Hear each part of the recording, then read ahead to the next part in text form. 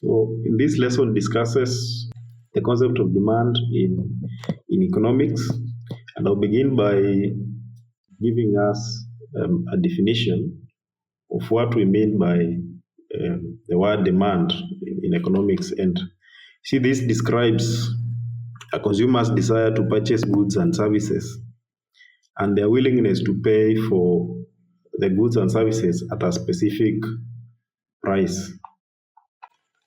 So you remember in a market, or because the demand that we are discussing is the market demand, which happens at the microeconomic level of the economy. There are two main branches of economics. We have microeconomics, which looks at how individual actors deal with the problem of scarcity and choice. So how do you allocate scarce resources to unlimited needs and wants? Then we have the macroeconomics that looks at aggregate price levels and the determination of the real GDP of the country. So those two must be distinguished. So we are discussing demand in the market at the microeconomic level. And we said that demand describes a consumer's desire to purchase goods and services and their willingness to pay a specific price for those goods and services. You see that economics studies the problem of scarcity and choice. So this deals with how economic actors, and in this case we have individuals, we have households, we have farms, and the government. We have the government. So those four are the main economic actors.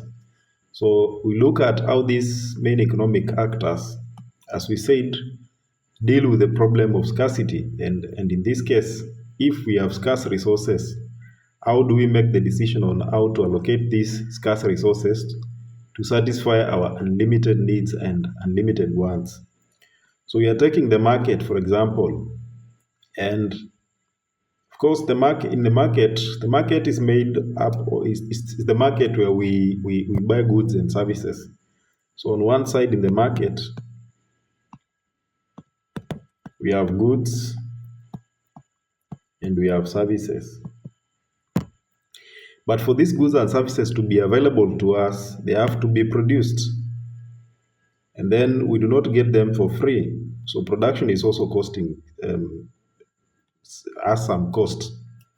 So in the market, there are two sides. There is one side where we have the farms that are producing goods and services, which we are calling the producers. And on the other side, we have households and individuals who consume goods and services, and we are calling these consumers. So demand and to a larger extent supply, as in this video we discuss demand, and then we'll have a specific section where we discuss supply. So we see that demand is driven by the consumers themselves, because they're the ones that express their willingness to buy goods and services at a specific price level. So the consumers drive demand. Then the producers themselves are responsible for the supply side. So we see the supply side here is the producers that are responsible for that supply side. So I want us to see the law of demand, how to express that in terms of a simplified diagram, or as economics usually rely on the use of simplified models to explain these things. So I look at the law of demand, which says that first we said that demand is about the willingness and the ability of consumers, who are the buyers, to buy and pay for a set of goods and services, then the law of demand states that there is an inverse relationship between the price of goods and services and the quantity demanded. So we have two things here. We have price or prices of goods and services. And number two, we have the quantity demanded. So this is the quantity of goods and services demanded, which is expressed in terms of number of units.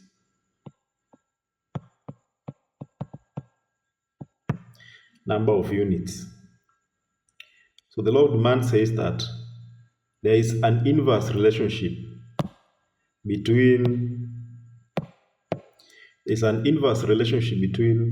the price of goods and services and the quantity demanded. Meaning that, let's say for example, this is price P. So it means that in the case where we have a very high price, then what happens to, in this other case, we have Q, which is the quantity demanded. What happens to the quantity demanded? It means the quantity demanded will be a very low quantity. If in this case, the prices of goods and services decreases, so we have low prices, then there will be an increase in terms of the quantity, the quantity of goods and services that is demanded. So that is the inverse relationship between prices of goods and services and the quantity demanded, expressed as number of units that a buyer or a consumer is willing and able to buy at a specific price. So that is the law of demand. So from that explanation, then you will see, if you plot in a Cartesian plane the demand curve. Here we have a demand curve. So if you were to plot on one side the vertical axis, which is the y-axis, here we will plot price in Kenya shillings. Then on the x-axis, the horizontal, we have x-axis. I'll plot quantity, which is in terms of number of units. We understand that from the law of demand that at very high prices, then the quantity demanded is also very low. So you could have such a relationship. So we will see that the curve will be a downward sloping curve that looks like this. So let's say we are starting at this point, then you see how typical demand curve would look like. So it means, and this is what we have captured in our description or in our statement of the law of demand, that at very high prices, which is, for example, here, you see that at a very high price,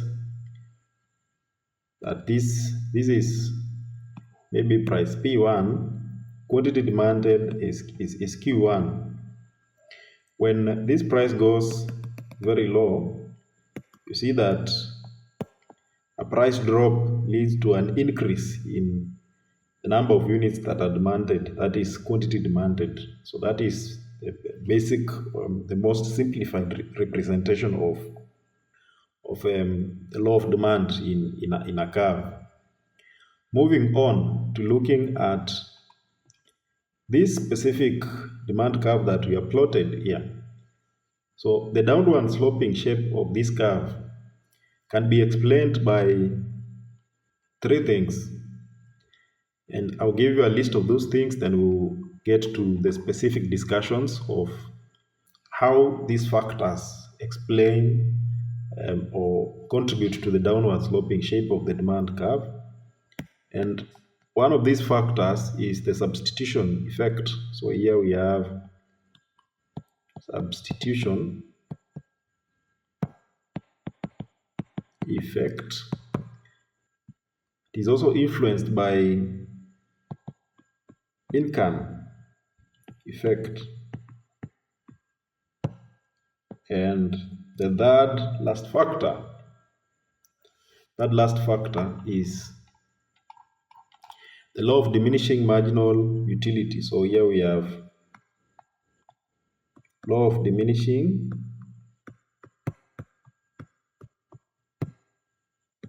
marginal utility.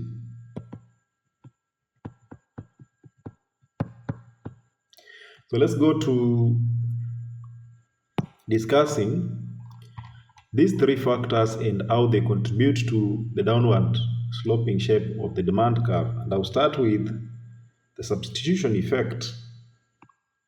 So the substitution effect.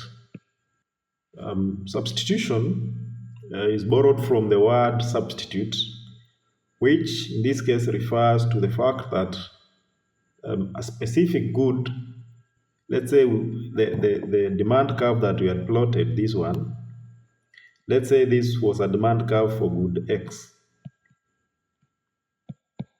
in the market. So good X in the market is the one that we are discussing. But a good X, maybe there's another good in the market called good Y, which if a consumer wants to get the same economic satisfaction, which we call utility, that they could get from good X, means if they consume good Y, they can get the same economic satisfaction as they would have gotten from X. Then we would say that good Y is a perfect substitute of good X. So by definition, a substitute good is a product or a service that replaces another good with very little to no difference to the consumer. So in terms of the economic satisfaction that a consumer would get from consuming that good. So the substitution effect says that if the price of one good increases, and you're taking an example of a good X, we say here, price P has increased for good X. What happens with consumers? Because they can get the same economic satisfaction by consuming good Y, then they will switch from good X to consuming good Y because it is relatively cheaper. So the price of this has remained the same. But then in comparison with our good X, we see that this is relatively cheaper than good X. So consumers switch from X to consuming Y. And what happens is that the demand, so in this case, the demand for good X decreases. So here we'll see that demand for good X decreases. So that is the substitution effect. So the more there is an increase in prices, the more consumers are willing to switch from consuming this good X to consuming good Y. And we see that in terms of the quantity demanded from the curve here, that at very high prices here, that the quantity demanded is very low because consumers have switched to consuming another close substitute of this good. But when the prices are very low, then the purchasing power of these people increases, and then they're able to consume more quantities of this good. So that is the substitution effect. Then there is the income effect, and income relates to the disposable income it relates to the disposable income that consumers have. So here we have the income effect.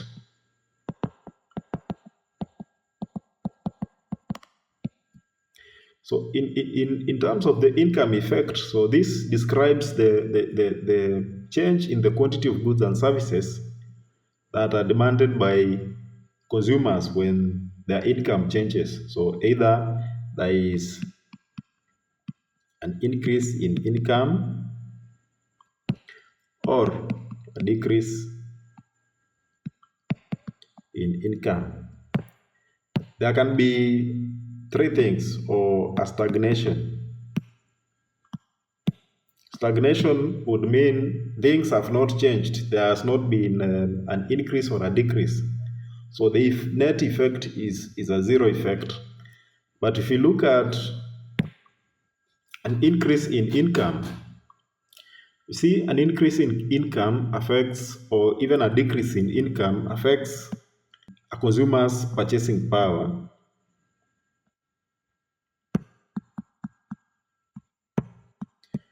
So if they were earning 20,000 Kenya shillings and they were able to purchase 200 units of the goods and services, this means cost per unit is 100. When their income increases to 30,000, then it means they'll be able to purchase 300 units, and that's an additional 100 units. So showing that an increase in income has increased the purchasing power of these individuals. But the distinction is not that straightforward. You have to look at two types of goods here that are involved when income changes. We have one called an inferior good,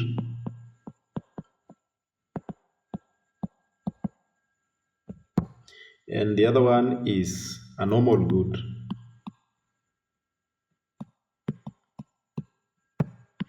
This is what happens. This is what happens when income increases. So when the disposable income increases, so this is income increases. What happens to the demand for inferior goods? Then demand for inferior goods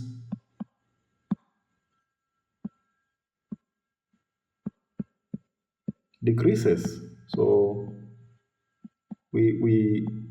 there'll be less and less quantities of inferior goods that are demanded in the market. So the quantity demanded for inferior goods decreases. And it's the same thing when the consumer's disposable income decreases, then you will also see that the demand for inferior goods increases. So people, as they become more wealthier, they tend to buy more expensive brands and less of goods from their regular stores that they are always used to. And expensive brands, of course, because an inferior good, as you would say, is in terms of the satisfaction that person, economic satisfaction that they gain from there, they consider to buy those goods because they do not have enough of an income to be able to afford a better brand. Looking at the normal good, we see that the relationship between an increase in income and the demand for normal goods is a direct relationship. So that when the disposable income increases, then the demand for normal goods increases. And you see that this is reflected in the downward sloping curve of downward sloping demand curve. Disposable income. So if income increases, this is for a normal good, then demand increases. So that's how it works. We move on to the last factor here, which is the law of diminishing marginal utility. So here we have the law of diminishing marginal utility. And I want us to first discuss utility. I think you've heard me mention a lot of times that utility here is the economic satisfaction.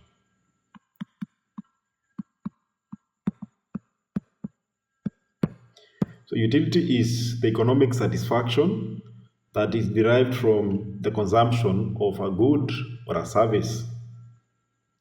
When you add the word marginal, it starts to introduce a new aspect of that utility. So then it becomes the additional satisfaction. When you add this word marginal, it becomes the additional. So you could say that marginal utility is the additional economic satisfaction that is derived from consuming an extra quantity of goods and service, of a good or a service. That is the marginal utility. And the law of diminishing marginal utility says that as you continue to consume a given product, you will eventually get less additional utility from each extra unit that you consume. So let's go back to our demand curve, this demand curve here, and look at the statement again. It says as you continue to consume a given product, that is, there is an increase and an increase in terms of the number of units that a consumer is buying. So after some time, you start to get less additional satisfaction from each extra unit that you consume. So that when the prices were very high, consumers were willing to buy very small quantities.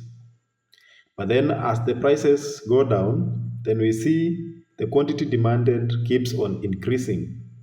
But then this quantity demanded keeps on increasing up to a point where you also as you will see that a significant change in price really does not produce a corresponding significant changes in terms of the quantity or the quantity demanded or the number of units that are demanded by the consumers.